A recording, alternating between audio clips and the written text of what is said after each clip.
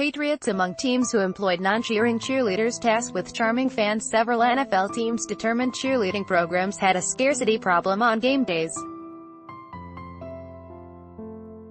If cheerleaders were on the sideline dancing, none were available to serve as scantily clad hostesses who could mingle with fans high up in the cheap seats, or in the luxury suites, where teams catered to big-money customers. To address that shortcoming, some teams created a different kind of cheerleading team, one whose members did not do any cheering or require any dance training. They were hired mainly for their appearance. Their visits with male fans, the teams believed, produced a better game day experience, akin to the approach of the Hooters restaurant chain. Ad choice advertising and Red invented by T's advertisement. In interviews with a dozen women who have worked for NFL teams as non-cheering cheerleaders and 6 others who had direct knowledge of the non-cheering squads, they described minimum wage jobs in which harassment and groping were common, particularly because the women were required to be on the front lines of partying fans. The fans had no reason to believe these women were not actual cheerleaders because the women often dressed exactly like the cheerleaders dancing on the field, or nearly the same. "It's a really big secret, and now you know about it," said Jackie Chambers, 33, a model with more than a decade of experience who worked as a Houston Texans non-cheering cheerleader last season. But teams don't want fans to know about it. All of the cheerleaders are supposed to blend in with each other. The Texans, the New England Patriots, the New Orleans Saints and the Washington Redskins are among the NFL teams that use or have used an alternate roster of so-called cheerleaders whose primary task is to charm spectators at the game. Patriots have auditions for cheerleader promotional models, but after the cheerleading roster is set, the women, dancers and models, are grouped together.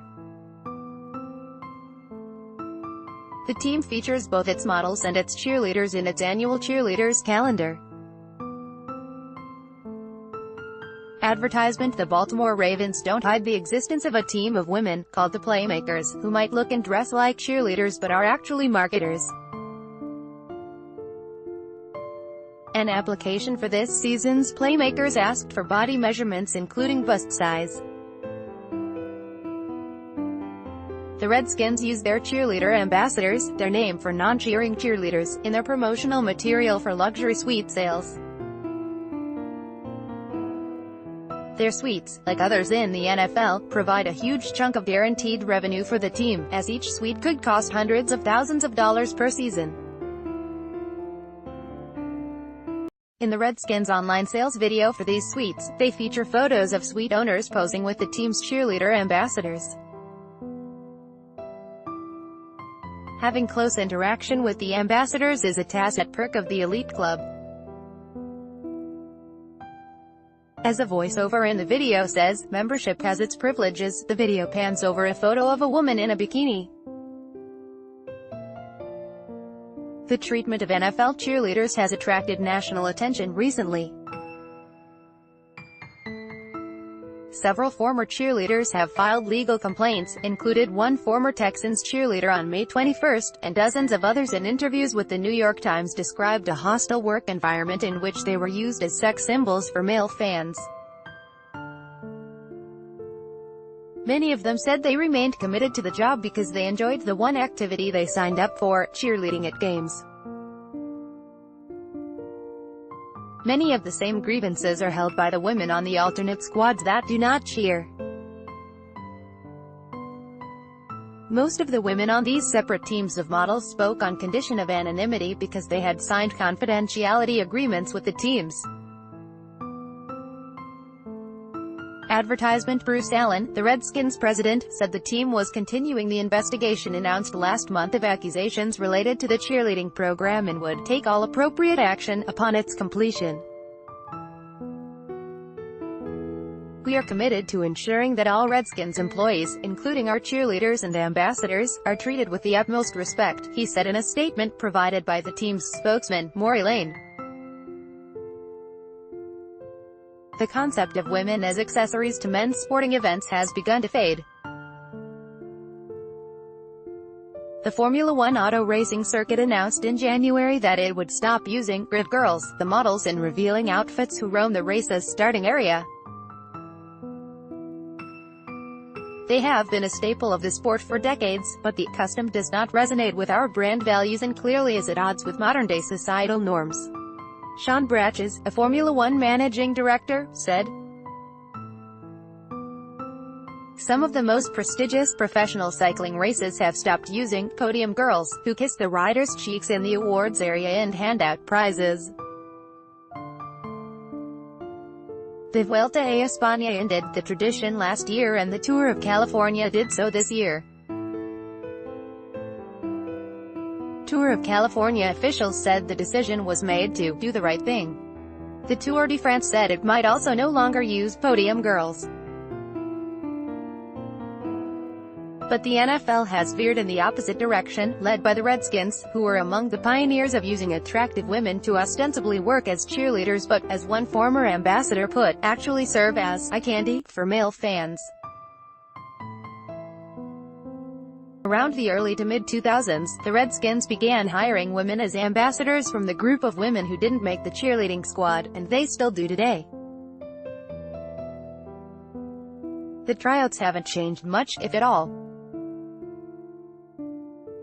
In an extra judging session, those women were required, like pageant contestants, to walk in bikinis in front of suite holders and sponsors who held score sheets.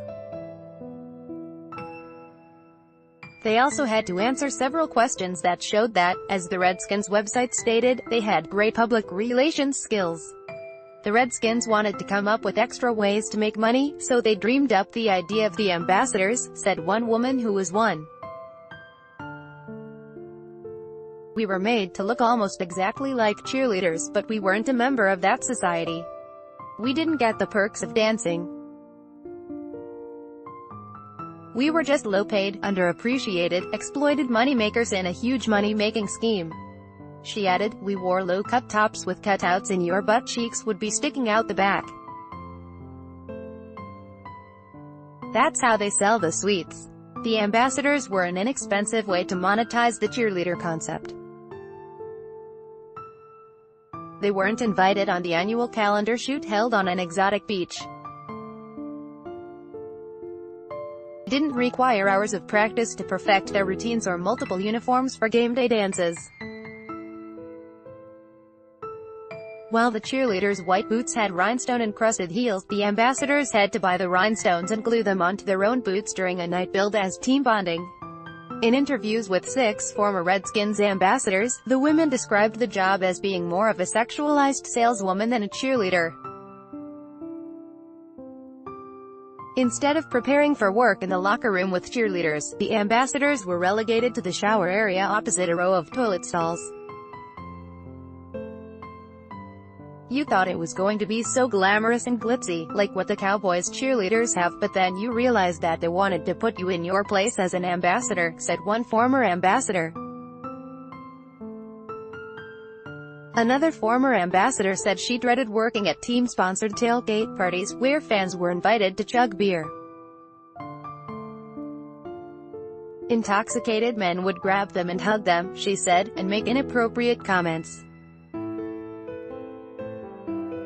"It was like, oh, yuck," the former ambassador said, explaining that when asked to sign autographs she would write "Meg" next to her picture on the team photo.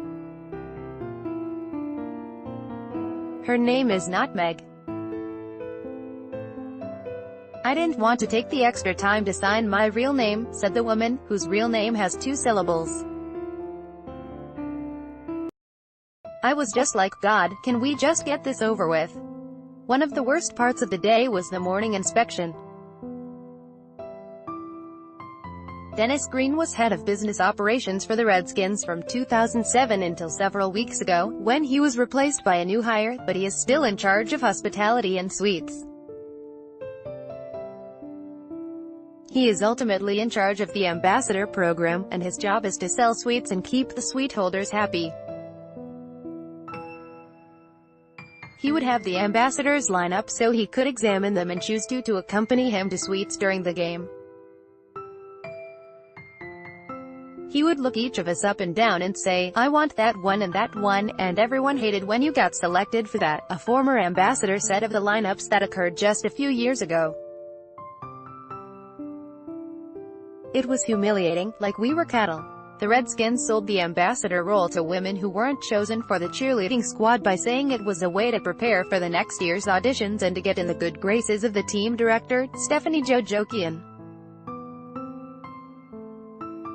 Several former ambassadors said the Redskins would strongly encourage the women to take classes at Capital Movement, Jojokian's non-profit dance company, donate to the organization and attend its fundraisers.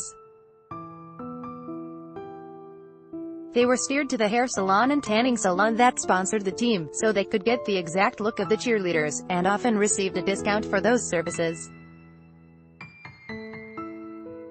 One of the former ambassadors said, "It was like, if you want to make the cheerleading team, you'd better do all this stuff," and that included going to parties where there was a lot of drinking and there were definitely underage ambassadors. "It might not be the best experience for the ladies, but you just shut up and do it because you want to be a cheerleader." Chambers, the former Texans cheerleader, was hired as an appearance team cheerleader, and the mention of appearance-only cheerleader was written into the team's contract. She had no formal training as a dancer, but said she gave it a try as a face of the team, because she was eager to interact with the community, especially with charities. The Texans required their cheerleaders to work 50 promotional appearances each year, with the team earning tens of thousands of dollars for them, per cheerleader, while the women earned $7.25 an hour. Chambers hoped that many of those events would entail meeting children or visiting the military, and those appearances became one of the few highlights of her season. Once inside the organization, Chambers said, she became dismayed by what she saw. She said the team's coach, Alto Gary, verbally and emotionally abused the cheerleaders, and 3 of her teammates have confirmed that Gary treated the women poorly. It was unheard of to say anything back to Gary, though, because arguing or showing disrespect to the coach was forbidden, according to their contract. Last week, one of Chambers' teammates filed a lawsuit over pay and abuse, and Chambers intends to join the suit as a plaintiff if the case is certified as a class action lawsuit.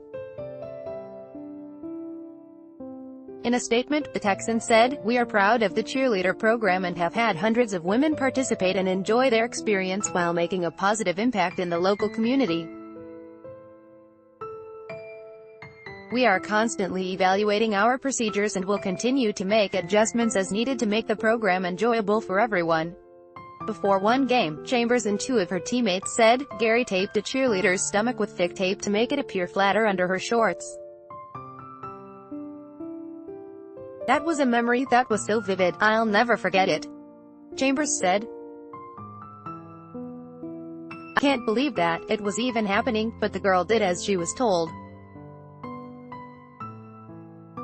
It was exactly like a master controlling a puppet." The appearance team cheerleaders would be on the field for player introductions or special events like giveaway contests, but once the game began, they would head into the crowd and into the suites. In the suites, women would get touched a lot because the men are intoxicated and think they can try anything, she said. She often would go into the stands to give fans prizes, like coupons for free furniture or tacos for a year. On one occasion, a fan ran his hands over her crotch. She notified a police officer and told the team, she said, but nothing was done about it. At the team's year-end meeting last month, Chambers said the women were given Starbucks gift cards in appreciation for their hard work. When Chambers tried to use the card, though, the cashier handed it back to her. "Sorry, this card was never even registered," the cashier said. "It's a zero balance." When Chambers checked with her teammates, some said their cards had $5 on them. All of us said, "Wow, the Texans must have really appreciated us." Chambers said, "We were laughing, but crying." By Taboola sponsored links, promoted links. You may like family-minded, most family-friendly dog breeds. Family-minded Endosave70.com flights in Singapore at Gameplay this for 1 minute and see why everyone is addicted. Vikings, free online game. Own a throne, free online game. If you're over 30 and own a computer, this game is a must-have. Throne, free online game. Undabebel. Say hello to the app which gets you speaking a new language in just 3 weeks. Babalundo.